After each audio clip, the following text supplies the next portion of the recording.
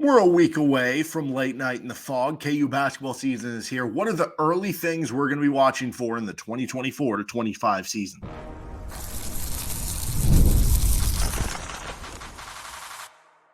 You are Locked On Jayhawks, your daily podcast on the Kansas Jayhawks. Part of the Locked On Podcast Network, your team every day. Derek Johnson. You can find me on Twitter at DJohnsonRadio, and this is Locked On Jayhawks. Thanks for making LOJ your first listen every day. Thank you to the everydayers catching each and every show. We're free and available wherever you get your podcasts. You can also find us on our YouTube page where you can like and subscribe to the show. On today's edition of Locked On Jayhawks, we're a week away from late night in the Phog. We're going to be going over the biggest things to watch early in the season for KU basketball. Plus, we're going to get into what KU hopefully did accomplish during the bye week this week, and a little KU basketball recruiting and Olympic sport update to finish things off. This episode of the show is brought to you by FanDuel Sportsbook. Place your first $5 bet and you'll get started with $200 in bonus bets guaranteed. Visit FanDuel.com to get started today. So we're a week away from late night in the Phog, 2 weeks away from their first exhibition game, which is against Arkansas, which you're going to learn more in that than the late night in the Phog event. But still, it is officially kind of basketball season here. So what are the biggest things to watch early in the season for KU basketball? I think the first is how good and how comfortable are the newcomers.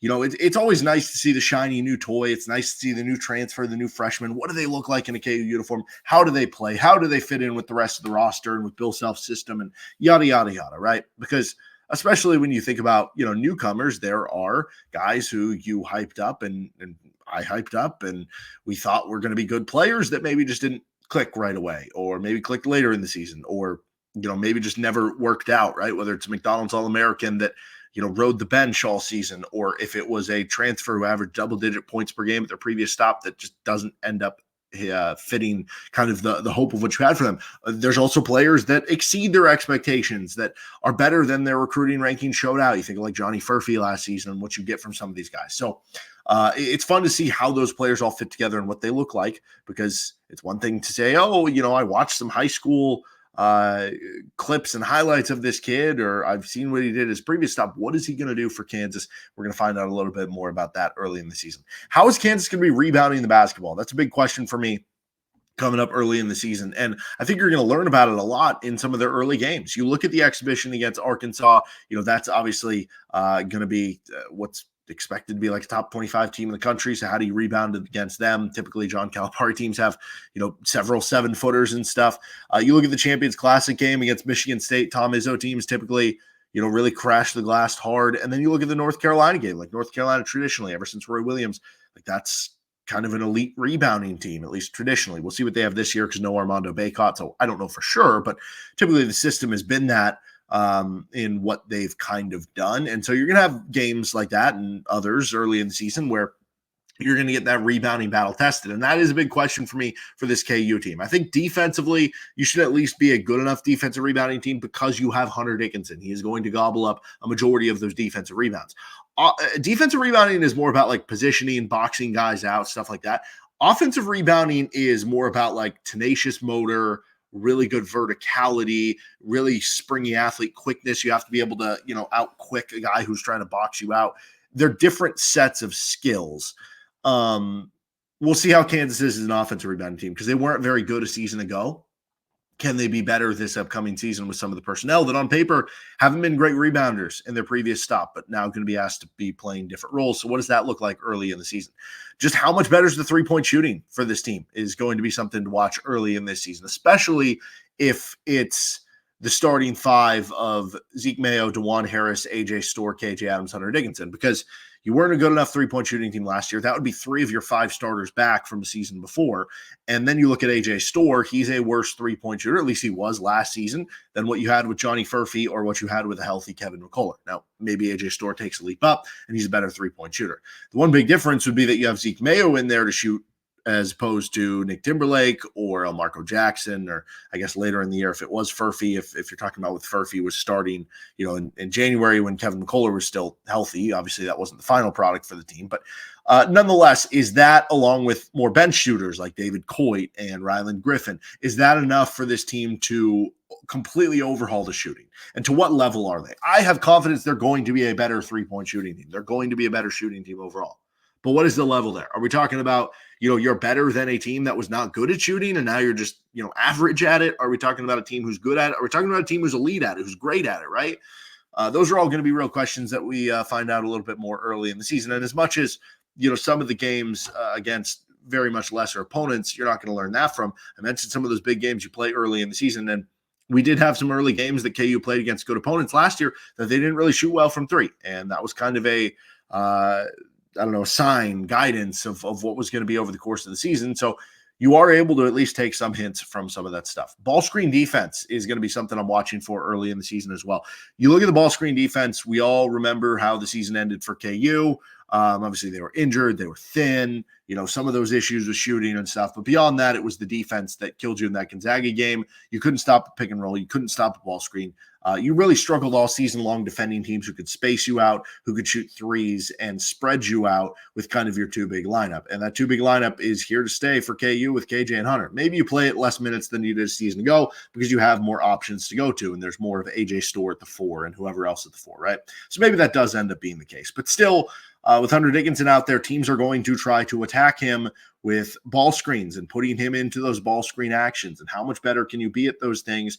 You lose Kevin McCullough, who, again, wasn't there for the end of the season. So if we're just comparing KU now to where they were at the end of the season, it's not like you had that comparison, but he was your best defender overall in the team. And you look at it, well, with more scorers that you have now on the roster, can DeJuan Harris look more like the Big 12 Defensive Player of the Year from 2 years ago as opposed to last year, which you saw flashes of it, but I don't think he was afforded, because of the bigger role and the big minutes he had to play, that same luxury to do all that stuff a season ago. So what is that going to look like for KU? Because that and the three-point shooting and the rebounding, like those are things that are going to determine just how much better this team is from a season ago.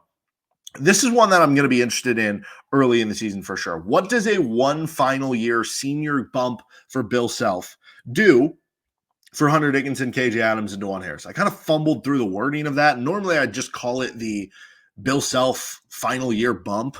I kind of added some extra words just because, I don't know. It's different because the COVID year, some guys are fifth year, sixth year, whatever it is.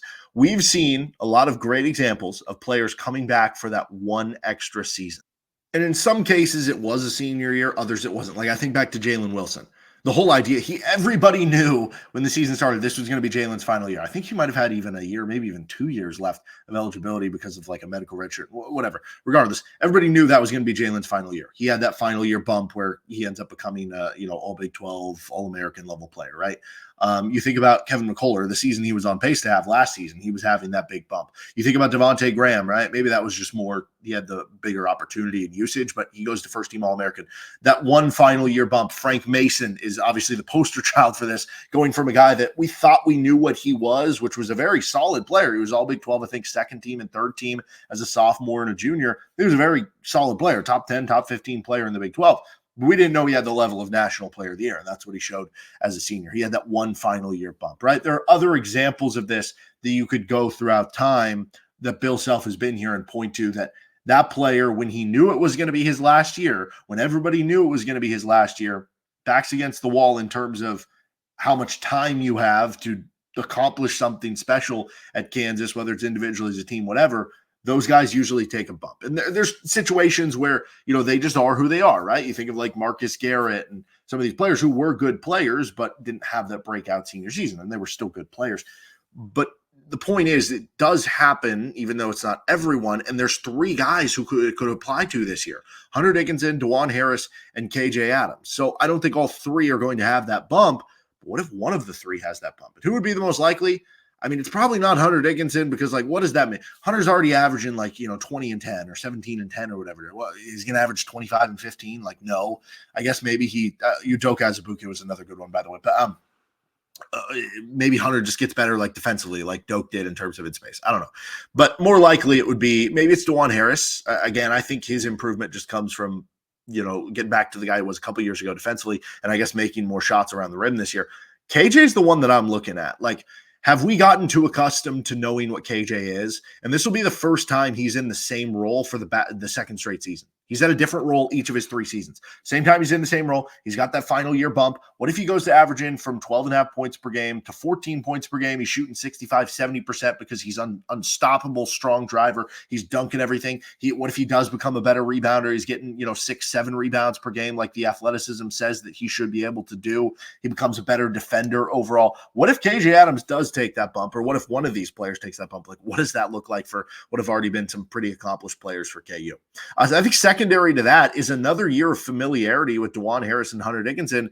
Does that lead to even better play for Hunter specifically? Because, they already had a pretty good connection, and obviously it's easy to accomplish that when you're as unselfish as DeJuan is with the ball and you're as skilled as Hunter Dickinson is with it, that you're going to have a quick connection between point guard and center there.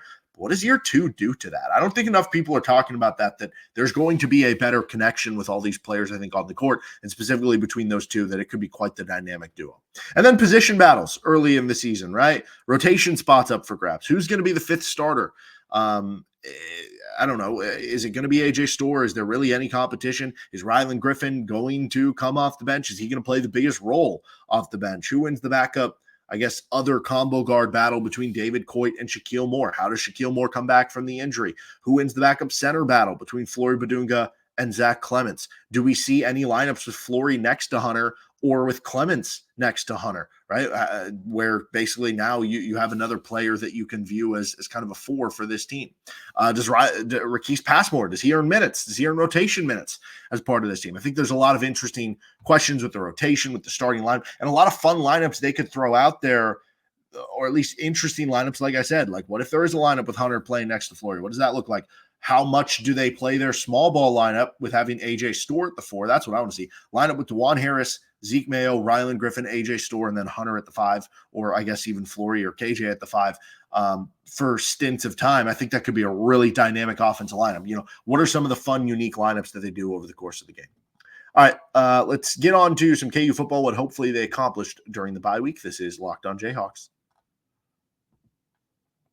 This episode is brought to you by Z-Biotics pre-alcoholic probiotic drink. It's the world's first genetically engineered probiotic. It was invented by PhD scientists to tackle rough mornings after drinking. Here's how it works. When you drink, alcohol gets converted into a toxic byproduct in the gut. It's this byproduct, not dehydration, that's to blame for your rough day the next day. Pre-alcohol produces an enzyme to break this byproduct down. Just remember to make Z-Biotics your first drink of the night. Drink responsibly, and you'll feel your best tomorrow. Go to zbiotics.com/lockedoncollege to learn more and get 15% off your first order when you use Locked On College at checkout. Z-Biotics is backed with 100% money-back guarantee, so if you're unsatisfied for any reason, they'll refund your money, no questions asked. Remember to head to zbiotics.com/lockedoncollege and use the code LOCKEDONCollege at checkout for 15% off. Our episode is also brought to you by FanDuel Sportsbook. You can get Kansas basketball to win the national title, 11-1 odds, or to make the Final Four at +210. And you can bet on all the college football, NFL action this weekend. Obviously, you won't be able to bet on the Chiefs or KU. There's playoff action going on. Well, when you get a hunch in the middle of any game you're watching, you can check out the latest stats, view live play-by-play, and so much more from the same page where you place your bets. You'll get started with $200 in bonus bets guaranteed when you place your first $5 bet. That is at FanDuel.com, the official sportsbook partner of the Locked On Podcast Network. All right, continuing on here. What hopefully did KU accomplish during the bye week? Well, the first one is just resting up and getting healthier. That is true for everybody ever who's been on a bye week. And when you think about Kansas, there's some pretty notable players who have kind of been banged up. Obviously, there are certain players that are playing through stuff that we just never know about. I think in general, I always look at the running back position and I'm like, yes, bye week is great for you because you always get hit all the time. Taking the bumps and bruises, great for them, right? Get fresh legs. Cornell Wheeler has been, they've missed him mightily. The defense has been much different without him on the field. And I think part of that is you played better offenses in some of these games, but also you are missing him. He's the guy who normally calls the plays, but also, you've been going from Cornell Wheeler to linebacker play that hasn't been the best. in the guys that have been kind of replacing him. And so with Cornell Wheeler, just trying to get him healthy and back into action is going to be huge. Also, Kobe Bryant, I have a sneaking suspicion that he's going to be playing in the Houston game, but I guess it remains to be seen on what's going to be happening there. Obviously, he had the injury, and that, was a all Big 12 level corner that you'd be missing. And so obviously there have been guys who are banged up even beyond that, probably on the lines of scrimmage, like just get everybody healthy and rested up. Game planning for really the next two games, the Houston game and the at Kansas State game. I think it would be silly not to at least, you do a little bit of work ahead on Kansas State as well, even if you do more work on the Houston game, because that's what's in front of you. But you could take all the extra game planning that you possibly need for these games. And I think when you look at the KU offense, they seem to have done better in the early portion of games. Is that, I guess it just seems like they have done better, whether, when they've had maybe more planning behind it, because then maybe you have more brain power behind it of guys who aren't Jeff Grimes, that can weigh in on what's happening here. And when they have to think on their feet, maybe it's not as good. So the extra game planning can't hurt. Getting more in sync as an offense with really everything. I mean, that one's pretty self-explanatory, right? And I think Jalen Daniels continuing to shake off more rust in a low-pressure environment, which is practice and in the bye week, and building off what was his best performance of the season. At least he's coming off that performance with the extra time off. And then I think it sounds like they had a scrimmage earlier this week. I mean, hopefully everybody stayed healthy in that and stuff, but that's an opportunity for younger players or players further on the depth chart to either prove themselves and move up the depth chart and or just gain those extra reps. So I think the bye week can be very helpful for that, for those young guys to really midway through the season, when they start to know the playbook and some of the stuff a little bit better, make some inroads in a real way. And then I think this one is probably the most important one, given where Kansas is at right now. And you can make this argument regardless of where they were, but especially right now. Self-scouting. This is something that I know Kansas does. I don't know how often they do it. I don't know if you have time to do it every week. I mean, to a certain level, you are watching your game film, although there were some weird comments earlier this year from Jeff Grimes about not doing that. But anyway, you're always self-scouting to a certain standpoint, but during the bye week, you have extra time to self-scout, and not just self-scout probably from a standpoint of watching the film and be like, we should have done this differently, or that was good, or whatever. Maybe more tendency stuff like, hey, we tend to do this in this situation, or do this in that situation, and what can we do to buck the trend so we're not becoming too predictable? Those are things that are important, and figuring out where your weaknesses are, where you can improve those weaknesses, how you can improve those weaknesses, just kind of reevaluating as a whole, because obviously right now things have not gone well for Kansas, and you need to do a lot of that reevaluation. Let's finish up here. KU basketball recruiting and Olympic sport update. This is Locked On Jayhawks. This episode is brought to you by Robinhood. With Robinhood Gold, you don't need a silver spoon to eat up the financial flavors of the 1%. Robinhood Gold allows others to get the rates and perks usually reserved for the high society. Now, the resourceful individual with Robinhood Gold can earn the very liberal rate of 4.5% APY on uninvested cash, receive unlimited 1% deposit bonuses, and be rewarded with a handsome 3% retirement boost on an IRA account. Robinhood Gold provides the privileges of a high net worth for any net worth. These generous benefits are now available for only $5 a month. The new gold standard is here with Robinhood Gold. Sign up at Robinhood.com/gold. Terms apply. For product-specific disclosures, visit Robinhood.com/gold. Investing involves risk. Rate may change. Gold membership is offered by Robinhood Gold, LLC. I'm finishing things up, and thank you to everydayers catching each and every show. You can find Locked On College Football, or if you're in the mood, Locked On College Basketball, or, with the NHL season, NBA season right around the corner, NHL started, find one of those other shows, whatever you're looking for. All right, little KU basketball recruiting and Olympic sport update. So let's start with the KU basketball recruiting. Bryson Tiller, who is, I feel like there have been so many stories about Bryson Tiller visiting KU, KU having an in-home visit with Bryson Tiller, whatever it is. I feel like it's happened so much. Anyway, he is a 6'9", 240-pound power forward, I guess big man in today's day and age. I feel like the day of the power forward is going away. It's just like you're a big man, basically. Anyway, he is I guess depending where you look, if you're looking at 24/7, the composite, he's a top 20 player in the country, 5-star on the composite, though 24/7 alone has him as a 4-star, rated just nudge lower. Anyway, he narrowed down to his top 4. KU is in it, but like, I don't know, going back to the idea that I've seen all these stories, it feels like it's like once a quarter. It feels like it's once every like 3, 4, 5 months that either KU's visiting him, he's visiting KU, whatever it is, right? The fact that there hasn't been a commitment after all of these visits, it's almost like the guy who's like, he's been dating this girl for like 8 years, and the girl is just like, please propose to me, please propose. Like, I want to be proposed to. And she's been saying this for like 4 years. And the guy's just like keeps stringing her along. Like, well, maybe he's just not going to propose, you know? And that's how I feel about this with Bryson Tiller. It's like, maybe one of these past 7 meetings would have been enough that he would have committed. So I don't know. My honest opinion, just based on that, which probably isn't enough, is that he's probably not going to be KU bound. Otherwise, he probably would be by now. But I guess they're in the top 4, so who knows? Darryn Peterson is done with his visits. He announced that he will be announcing on November 1st. That's coming up in about 3 weeks here. And there have been a lot of people that have been, putting Kansas in the pole position. We will see. There's still 3 weeks to go, so who knows what happens with NIL money floating around and players making last-second bids and trying to get, this or that. But sounds like KU is at least in a good position coming into that decision with Darryn Peterson, one of the best players in the country. Eric Reibe, he is a center who had some pop-up hype in terms of both his play and with KU recruiting him. It seemed like KU was making good inroads, but it sounds like apparently UConn is the team to beat here, but he did narrow his list down to 5. KU was in it, so I wanted to keep an eye on there. And as far as the Olympic sports, KU soccer fell at home 3-0 to Oklahoma State. They're sitting at 5-5-3, 2-4 in Big 12 play. As of right now, when I'm recording, last I saw it was 2-2 with BYU on Thursday night at Rock Chalk Park. They're going to be against Utah on Sunday at noon, and then 3 straight on the road to finish with ASU, Arizona, and at K-State. As far as KU volleyball, they won in 4 sets at Colorado. Apparently, there was a good KU road attendance, so good to see there. So sitting at 12-1, 3-0 in the Big 12, ranked top 10 in the country.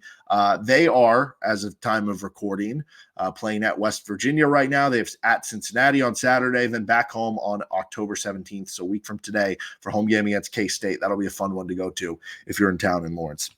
That'll do it for this episode. Locked on Jayhawks. Thanks for joining us today. We won't have anything for you on the weekend unless any breaking news happens, because no KU game, but we'll be back on Monday. We're going to start our KU basketball positional previews. We'll get into some KU football next week as well to preview the Houston game. All that and more. Make sure you subscribe to the show. We'll see you next time with Locked on Jayhawks.